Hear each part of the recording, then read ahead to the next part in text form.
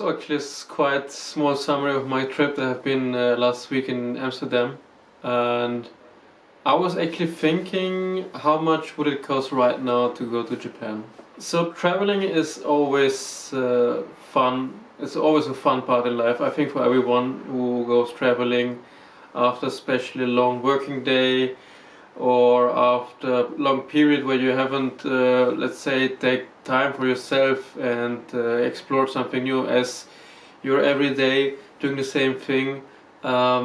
Today, at least where I'm living, I have the privilege in my position to just travel some of my time, and whenever I got holiday from work, I do that. So I was thinking, how much would it cost to go to Japan? So I have created kind of like a list, an overview I will show you, and then I will kind of like summarize why I picked those points. Alright, here I made kind of like an Excel file to get you an overview of it. Yeah, just ignore the pictures. So, I technically calculated the costs traveling to Japan with the flight. I just recently looked up. You can get a direct flight. Yeah, I'm estimating that costs from Germany. So be aware of that. So I'm estimating a flight for one person is 850 euros. With my kind of like travel plan, what I'm thinking about traveling Japan is that I also included those JR rail pass. This means you can use all Shinkansen in Japan, almost all Shinkansen.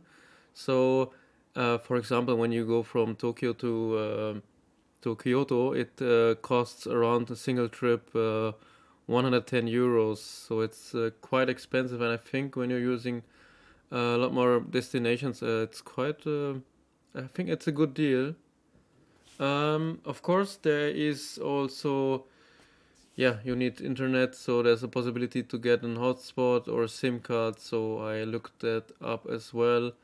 Would be around 26 euros in that case.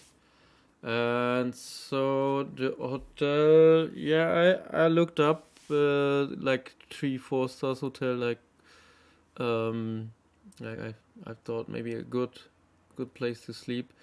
So I estimated around 75 euros. Of course, it can go a lot more up or a little more down. I think around 15 euros, 40 euros, you can even find places with a private room.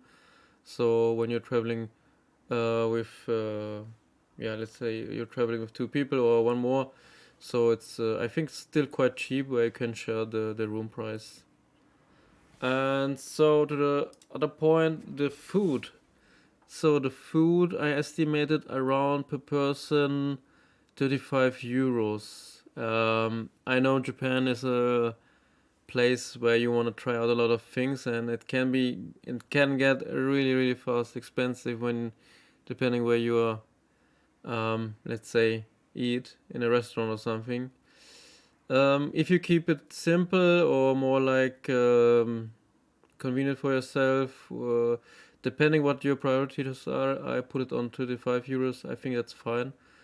And after that, kind of like daily travel when you need the tram card or something else, wherever you are in which town, that would be also included. So and daily, I estimated 20 euros would be. It's on a 10-day trip would be those costs around. Of course, everyone can prioritize every kind of subject or every kind of thing, and of course the numbers can move high or low. So if you want to go just let's say 7 days, that will be the cost around 2,200 euros. But I recommend, of course, go at least 2 weeks, maybe. 2 weeks would be a little bit more expensive. 3,168, quite expensive. So I always say, with flying and so on, it's around 10 days, and you have currently a cost, slightly with inflation, of course, 2,600 euros where you have still space to go a little bit more down, and of course there's all the way up where all options are available. And when you're traveling with two people, there will be a cost for you both around 5,200, and of course this is just roughly estimated how much a room would cost for two people that I looked up recently. Um, yeah, that's it. That's the overview. I hope you like it, and I hope you get kind of like an idea what this traveling to Japan costs. This is a travel plan for, let's say, 10 days, where you use the Shinkansen, spend some couple of days in Tokyo, 1 2 days in Kyoto, Nara, and move on to Osaka, Hiroshima, and so on. That's kind of like that kind of trip where yeah, spend a lot of time in different kind of cities. But of course, there are a lot of other possibilities where you can travel, and of course, you don't have to go on one town and move on. You can decide. There are quite too many possibilities in Japan what you can do. So thanks for that, and I'll move on to the next part.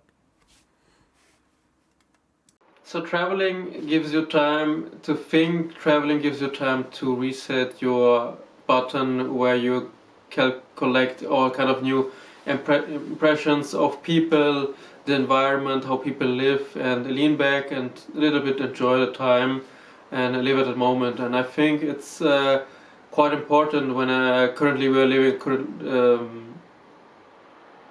and I think it's quite important as we're currently living in a fast-pacing world, you can say.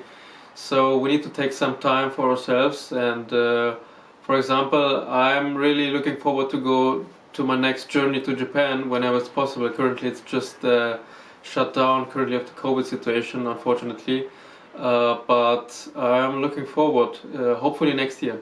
So that's it for today, and we'd be really interested. What would be your next destination? For example, the next year, the next big trip you would like to go, and what is actually the benefits or the things you come after the journey? You come back. How you feel after that? You feel stressed, or you feel inspired, or you kind of like feel more motivated? I think for everyone it's a little bit different whenever they go for holidays, and it would be really interesting to hear some viewpoints from my viewers. Yeah.